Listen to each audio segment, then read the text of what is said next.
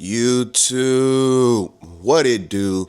It's your boy TWV checking in for the first episode of the new format of wrestling content. If you did see the video a couple of days ago, I am starting a new series to condense Raw, NXT, and Smackdown videos basically into one, and it is called This Week in WWE with TWV. So we're just gonna break down Raw, NXT, SmackDown all in one video, and we're gonna cut the fluff out. Instead of me reviewing the entire show, I'm only gonna review the parts that I'm interested in. So we getting short and sweet, straight to the point, and basically to the things that you should pay attention to, in my opinion. I mean, I love wrestling as a whole, but sometimes some storylines, you tune out of. You don't like the build. You don't like how the characters' progression is going, things of that nature. So, with that being said, let's get into the the first section of the show, which will be Monday Night Raw. So, this episode of Monday Night Raw was amazing. It felt really fast paced, but well strung out at the same time. Like, I got my notes right here. So, some of the things I did enjoy on this episode was the opening promo with Jey Uso and Paul Heyman. Jey Uso had came out and called out Logan Paul because that was the storyline that we thought was going into Backlash, but they swerved paths and they pushed it basically to the end of the month for Saturday night's main event when they go to Tampa. And I'm cool with that. I did feel like the build was a little too quick to just throw a match on there. So hey, I like that they swerved it off. But Paul Heyman came out there and Jay basically told him, like, I knew you was a snake from the beginning of the bloodline. And, he seen right through him. And then Paul Heyman, counteracted his defense with, when Roman lost last year and, took that hiatus and Solo when the second bloodline power bombed him through the table. Roman didn't come back to, avenge him or anything like that. He came back to get his Ulafala. Then he said, CM Punk, put him in a predicament too as his best friend. Like, how you gonna tell me you got to side with me over, my tribal chief Roman Reigns? So that's why he's like, I betrayed both of them and aligned myself with Seth Rollins. And then, Paul Heyman told Jay, like, hey, Seth wants the title from you. He's like, but out of respect for you, you could pick, anytime, any place, anywhere. And you know how this goes in professional wrestling. Jay said, anytime, any place, anywhere. Well, let's do it tonight. So that was the main event of Monday Night Raw. We'll get back to that a little bit later. But hey, it wasn't short and sweet because the promo, I think, took about 20 to 25 minutes to get to where it needed to go. But hey, I enjoyed it. Anytime Jey Uso's on my TV screen, I'm hyped. Same thing with Paul Heyman. Paul Heyman is one of the greatest professional wrestling minds ever, so I have no problem with it. So, circling to the next thing on Monday Night Raw that I did enjoy was the Penta versus JD McDonough match. That was some really great grabs. Of course, it was a couple interferences from the Judgment Day. The ref did throw Carlito and Finn Balor out. Then Chad Gable tried to attack Penta. He got kicked in the face or kicked in the nose. Ref seen him afterwards, kicked him out as well. It was a really great match. Man, Penta hit the Mexican/Canadian destroyer and pinned JD McDonough. I like that he pinned him with that move versus the sacrifice or the Penta driver. I just like wrestlers using different moves to get wins. I mean, yeah, of course, we know what your finisher is. But hey, if you pull something different out of the bag, I enjoy it. So, definitely enjoyed that match. Definitely was really great grabs. JD McDonough is severely underrated and feel like sometime this year he should get a singles push, maybe like IC US, because JD McDonough was a demon in NXT. I was a huge JD McDonough fan. I've been a JD McDonough fan at least for like 5 years. So I love seeing him on my TV screen. He can sell like prime Shawn Michaels. Like that's such an underrated thing about him. But let's swerve to the next match that I did enjoy, which was Sheamus versus Austin Theory. Banger after banger after banger. Word of my brother Sheamus was back on my TV, and I popped like I was 9 years old again. Cause man, I love Sheamus. I've been a Sheamus fan for his entire career. Like when he still is a pasty white Irish guy, but like you know, when Sheamus came on the scene, he was like glowingly pasty white. So he came and he had a match versus Austin Theory. It was supposed to be Grayson Waller, but Grayson Waller knew who his opponent was, so he ducked out of it and threw the match to Austin Theory. I want them to go through and get the Austin Theory Grayson Waller split storyline out the way. I thought we were going to pull the trigger back in February around Stand and Deliver. They didn't. They kind of held nuts and kept them together.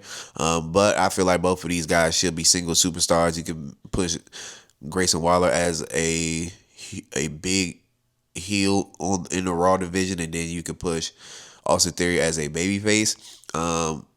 Because Austin Theory had a lot of momentum a couple years ago, but it got squandered by so many different things. He was legit in NXT. Sometimes in NXT transitions to the main roster don't click. He won Money in the Bank, but he tried to cash in on the United States Championship. Like I like that idea, but like when you're somebody that's coming from NXT, you're kind of getting the rocket shit strapped to you. That main event scene was crowded that year because it was Roman and Brock the whole year and different storylines. But hey, man, he just got the rocket strapped to him at the wrong time, and then when Vince left, his momentum died immediately. But he beat Cena at WrestleMania, and that momentum should have carried him into superstardom, but that didn't go anywhere, so that was a waste of a Cena match, in my personal opinion. But this match was amazing. I think maybe it was like 7 to 10 minutes. It was hard hitting. Sheamus, pulled out all the moves, the 10 beats of the battering, the bro kicks, the Irish curse, all that. It was a really good match. I enjoyed it. It was a fun match. Anytime Sheamus is on my TV, I have fun. So let's swerve to the best match of the evening. Io Sky versus Roxanne Perez. And my, oh my, you already know what I'm about to say. A TWV 5-star match. This match was amazing. Io Sky is easily the best women's wrestler in WWE. And I don't know if I can say AEW. It might be a toss up with Mercedes Moné. Personally, but Io is definitely like top tier. Like, if she's not number one, she's like number 2, and that's like by like a small margin. And Roxanne Perez, the prodigy, like I said, Roxanne Perez is an extremely talented wrestler. She's gonna, when she gets that push on the main roster, she's gonna run through the division as well, and I cannot wait to see that.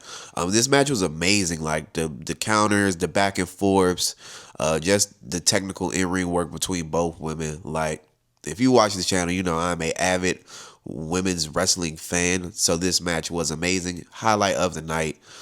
If you have Netflix, you can skip to this match and see why I'm raving so highly about it. It was really great. I did love the finish as well. People on Twitter was like EO Hogan and stuff like that, but it's like she made Roxanne look amazing even in defeat. She beat Roxanne with a roll up, like, and EO's the world champ, so it's like, Roxanne pushed her basically to the limit where I couldn't even hit my finish. I had to basically sneak you and get the win. On the back end of the match, after the match, I get it, but I don't get it. The Julia Roxanne pairing, it should have been Cora Jade and Roxanne, but unfortunately Cora Jade did get released. Julia, I feel like, should have stayed on NXT, and then once she not learned the WWE style, but I feel like she needed a little bit more burn down in NXT. I think they hot-shotting her up off of just her wrestling skills. I get that. I'm behind it, but I just feel like maybe the draft. I don't know when they do the draft anymore. That timeline is always weird every year. I want to say the draft is right before SummerSlam, so like July. So if they'd have held this off, maybe 2-3 more months, I would have been cool with Julia getting called up. But they hot shot her literally right after WrestleMania. So they're feeling it out. They are adding depth to the women's division, which I like.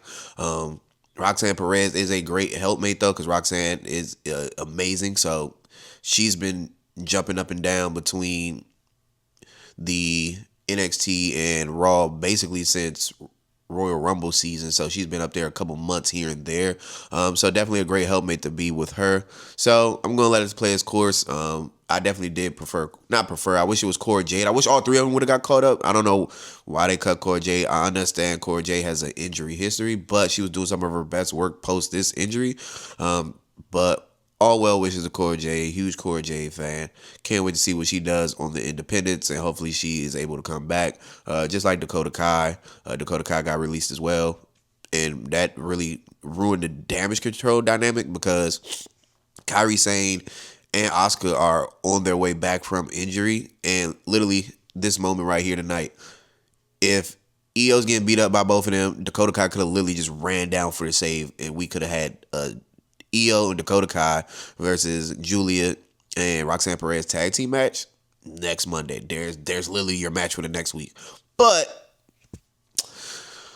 we are not going to speak about the overarching madness above the wrestling itself with TKO and The Rock and Triple H, because it is a power struggle up there, and they're trying to backdoor Triple H. That's all I'm going to say. So let's circle to the next segment, which was Gunther versus Pat McAfee facing off against each other before their match today at Backlash. And my, oh my, Gunther obliterated Pat McAfee on that microphone. Like, Gunther's generational. Like, if he's not in your top 5 wrestlers in the WWE, you may have to rethink your list, because he has it. He has the character, the charisma, the look, the promo, the in-ring ability. Him and Seth are probably the best 2 in-ring wrestlers on WWE's roster on the men's side. I would say Chad Gable. I'm trying to think of some people on SmackDown. It's people that are great workers, but these two, like Seth and Gunther, are like elite. Like, they could get a good match out of anybody. Like, don't be surprised if Pat has a good match against Gunther, or he gets completely obliterated, which, hey, it is what it is. But let's get to the main event, which was Jey Uso versus Seth Rollins. And this is just in my mind, because I've been watching wrestling so long. This is a callback, literally, I want to say sometime last year. I want to say Monday Night Raw. I want to say, is it pre-WrestleMania 40? Maybe post-WrestleMania 40. No, not post-WrestleMania. It is pre-WrestleMania 40. This is when Jay kind of got to Raw. So this is late half of 2023. He had a World Heavyweight Championship match against Seth. A really great match then. Really great match now. Belts on the other foot. Jay's the champ now. Seth's the challenger. And they went out there and had a great match. And man, the ending was amazing. It broke down. And, you know, they was all brawling. Sami Zayn ran out there for the save. Sami Zayn got beat up a little bit. Then CM Punk ran out there with a steel chair and went to work and was beating the brakes off of Braun Breaker and beating the brakes off of Seth Rollins. So I think we're going to build to a CM Punk, Sami Zayn versus Seth Rollins, Braun Breaker tag team match at Saturday night's main event at the end of the month. I would not be surprised. I can get down with it. You know what I'm saying? So that is the Monday Night Raw half of the review. Let's now jump into NXT. Excuse me. So, like I said in every NXT video previously, NXT is the home of women's wrestling. So, another night of women being showcased all throughout the show in segments and in the matches. I want to say it was 3 women's matches tonight, and then a couple of women showcased in different backstage segments. So, Shawn Michaels has the best women's wrestling down there, in my opinion. NXT is always something to watch. Every Tuesday, I enjoy thoroughly. But we're going to jump into the first thing that I did enjoy on NXT, which was the Zarya versus Kalani Jordan match. Kalani Jordan is such an amazing wrestler. She is so talented. My only thing, and it's not even a bad thing on her, she just has to find that character that sticks. She can cut a promo. She can go in that ring. She just needs that character that can translate to the crowd. So that's why she's still down there, but she's a great wrestler. If you aren't familiar with NXT, definitely look at Kalani Jordan. Zarya as well. She's more of like a powerhouse-ish, like she can't cut. Not say she can't cut a promo, but she doesn't really cut promos. Like she'll say a couple things, and that's kind of it. But Zarya is like an extremely phenomenal wrestler too. She has a more of a powerhouse style, but I don't know who I can compare it to because she doesn't high fly, but she moves around that ring fairly fast. Like she has some go in her, and I'm a huge fan of her as well. Their match was amazing. Zarya ended up picking up the win, but it was a great match, fun match. The match stemmed from Zarya protecting Sol Ruka's honor in like a backstage segment. Kalani Jordan basically like, I'm coming after your title. And Zarya's like, if you want to get the title, you got to go through me first. So Zarya's like Sol Ruka's bodyguard, even though I want to say they're friends outside of wrestling, but in storyline, they're best friends. It does look like they're actually friends outside of it as well. But yeah, that's where it stemmed from. So that was pretty much it. So then the next match that I did enjoy was the Battle Royal to see who is going to become the number one contender for Obafemi at Battleground in Tampa. And it was a really great Battle Royal. A lot of interesting spots. The highlight of the Battle Royal was Javon Evans had an exchange with a guy from Evolve, and Javon Evans did one of the craziest moves I've seen in my life. It'll be right here while I'm talking about it. He did like a springboard off of the bottom rope into like a cutter. Like it was insane. Like Javon Evans was doing some insane stuff in a Battle Royal. Like he was diving off the top rope. Like, bro, don't you know you'll get eliminated? But hey, Javon Evans, the young OG, remember this, is the next NXT champion. He gets crowned sometime before this summer's over. Like, Javon Evans is that guy, and he's only 20. I don't even think he turned 21 yet. If he's not 20, he's 21, turning 22. Like, if I could do that at 22, I'm about to be 27 in August. Like, and if I was taller. But Javon Evans is amazing. The surprise of the Battle Royal, though, was the baby Randy Orton from the No Quarter Catch Crew won it. Miles Osborne won it. And I was just like, wow. Like, that was an extremely shocking moment because I was not expecting him to even win it. Like, I definitely thought it was going to be Javon. And Javon and Oba would have ran it back, but it did not turn out to be that. So let's see what Miles Osborne has. He's getting that push.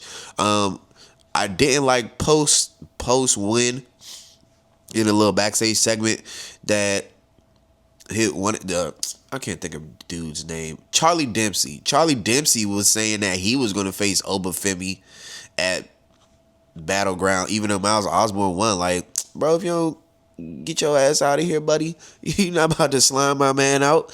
Miles was in there going crazy, so he deserved that match. Like, so I see these are the seeds being planted where obviously he's going to lose to Oba. That this is what breaks up the No Quarter Catch Crew. I don't know if I like it. I don't know if I dislike it. I'll have to see it play out. But then we get to the next match that I did enjoy, which was Jada Parker versus Carmen Petrovic. Y'all know I'm a Jada Parker fan. Miss Parker. So Jada Parker had an extremely good match in my opinion. Carmen Petrovic is very underrated. She's a great wrestler as well. I do enjoy. I love her entrance. Like, Carmen Petrovic's entrance is dope. Like, when she comes through and like she slashes like the sword, and then like it cuts the screen and it comes back from like the animation to her. It's really dope. You had to see it. But really good match, straight to the point. Thea Hale tried to intervene at one point and she got taken out, so I think Thea Hale is partnering with Carmen Petrovic. I think they're going to rebuild Chase U, and they're trying to find some women to build that back up with. So I'm behind it. I was a Chase U fan when they had their thing going on. But let's get into the main event of the evening, which was Julia versus Jordan Grace for the number one contendership to face Stephanie Vakir at Battleground, and man, this match was nasty. Like, Julia took a couple nasty bumps, and they got on the internet killing Jordynne Grace like she's an unsafe worker. But it's like, yes, that some of those spots were extremely like cringy. Like, Julia, I think, landed on her neck twice in a couple different times. But Julia is a Japanese strong style wrestler, so she can take bumps like this. So I thoroughly enjoyed the match. I'm glad that Jordynne Grace did get the win, because Julia has held the belt, and we don't want to run back Julia versus Vicure too soon. If we are going to run it back, possibly we may be holding that off to the main roster now, because we did do it back in New York when we unified the titles. But I think Jordynne Grace is next to win the championship. She's had a couple opportunities. I think she does take it off of Vicure at Battleground. I think we're not going to hot potato the women's championship, but I think we're doing 3-4 month title reigns next person. I would not be surprised if Jada Parker does work her way back up and get it off of her sometime. We're in May, August, September, and Jada Parker may carry that. Jada Parker could, if the way I'm booking it goes, Jada Parker could possibly carry it into next WrestleMania. I wouldn't be surprised. Or if she gets it at the top of the year and then carries it into WrestleMania. Jada Parker will be the NXT Women's Champion before next WrestleMania. I'm playing that flag as well. But that is all I have for NXT this week. All right, so to wrap up this week in WWE, we are on Friday Night Smackdown. Friday Night Smackdown, it was an interesting show. It was a lot of things that I didn't care for, but I did like the tag team match to kick off the show with Priest and LA Knight versus Jacob and Solo. That was a really great match. I don't like that Solo ate the pin, but he was the only person in the match that could have ate the pin. I feel like Priest could have ate the pin on the other team. But then Drew McIntyre came out, Claymore, Jacob Fatu, and stood over him, held the belt up. I don't know. I think Drew already pinned Priest, so I don't know who eats the pin. I think LA Knight probably eats the pin in the match for Backlash today. I don't know. I don't know. It's up in the air. Drew can't eat the pin. I don't think he eats the pin. I think Jacob Fatu pins LA Knight again, because Priest can't eat the pin after eating the pin at WrestleMania against Drew. It's a momentum thing. So like, I'm up in the air with that. But the other part of SmackDown that I did enjoy was the Fraxium versus Street Profits match. That shit was gas. That was a TWV 5-star match. That joint was gas. The Street Profits, even though they're having their injuries coming off of the incredible TLC match they had, went out there and still put in the work. And hey, if you didn't know about Fraxium, y'all know about Fraxium now. I've been telling y'all, them boys was down in NXT whipping up bangers against anybody and everybody. And this just proves again that sooner or later, they will be holding the gold. I want to say by SummerSlam. If it SummerSlam at the latest, SummerSlam is probably where they'll pull the trigger. I do think they got to go get some more wins throughout the rest of the division. But they already beat the champs. So, you know what I'm saying? We could get a tag team match at Saturday's night main event. You know what I'm saying? We can build a little 2-week feud to that, and we can go from there. But I don't think they win there. I think if they do a tag match with them at Saturday's night main event, somebody interferes, Fraxium kind of feuds with them, Street Profits kind of veer off and feud with somebody else, and then they may circle back around to each other. I was telling my homie Stavi, shout out to you. You in the video. I was telling her about. I feel like they should do a 4 or 5 way Hell in a Cell match, because you can't run a TLC match back after you already did one right after WrestleMania. I mean, it's a couple months in between, but the crowd is gonna be like, y'all just literally ran it back, so they would complain about that. But I feel like we have kind of like a eliminator. It's like somebody or a team got to qualify or whatever. Kind because 5 teams in Hell in a Cell is kind of crazy. You can't do 4 though. But it would be tough. That would be tough. That's me just fantasy booking. But outside of that, I did like the Nia Jax and Jade Cargill match. Jade Cargill is really gas. A lot of people hate on her wrestling style and how she moves, but it's like she's like a hybrid powerhouse. Like she does jump off the top rope, do a little high flying here and there, but she really just put the beats on you, and she was putting the beats on Nia Jax, and I really enjoyed it. Outside of that, Naomi's character work attacking Tiffany Stratton, like I love the women's world title scene on SmackDown right now. Like you got Naomi, you got Jade, you got Nia.